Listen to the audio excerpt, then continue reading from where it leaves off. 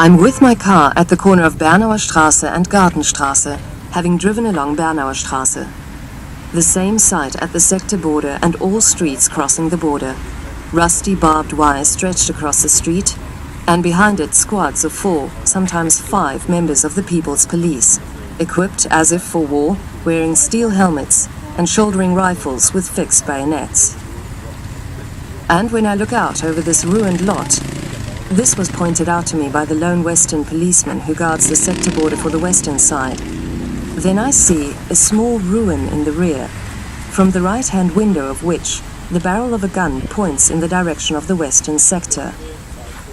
And here, at the right, over there in a little house, in the little sentry box, away from curious eyes, is supposed to be a so-called stovepipe bazooka, a weapon that was used against tanks in the last days of the last war.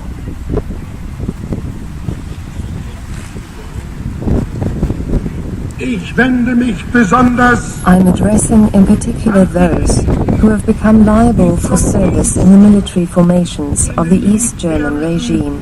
Formationen des Zonenregimes verpflichtet worden sind.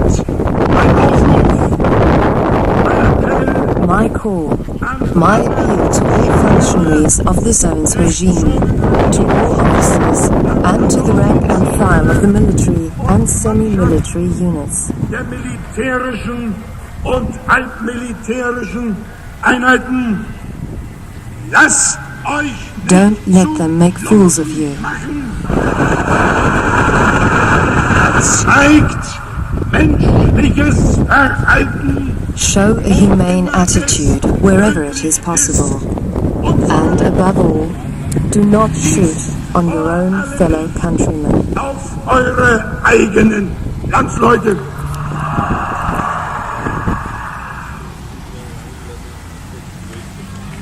I say, every shot from a submachine gun of one of our border guards in defense of such crimes saves, as a result, hundreds of comrades, saves the lives of thousands of citizens of the GDR, and safeguards millions of the national wealth. You are not shooting at brothers and sisters when you stop a border violator with your weapon. How can he who betrays the Republic, who questions the power of the people, be your brother? Nor is he our brother who wants to desert to the enemy. One must speak very seriously to traitors. To show humane mercy to traitors is to deal inhumanely with the whole people. And in this our time, at the point at which we stand, namely at the frontier between the two worlds, the world of peace and the world of war, one must act decisively for the sake of peace. And from the operating theatre we had a good view over to the cemetery, of the wall and of everything that happened. And occasionally, in the early morning, experienced the blast of grenades over there. Why? Because 2 people had dragged themselves through night and fog into the open field, and had hoped that it would be foggy early in the morning, and then remained hanging on the wires. And then that set off these blasts. And everyone in charge over there would come running. And then, because they were lying on the ground and had to get up, they would be beaten, and would then be led away with their shoulders limp. In the meantime, the personnel carrier would be there, and they would be put inside.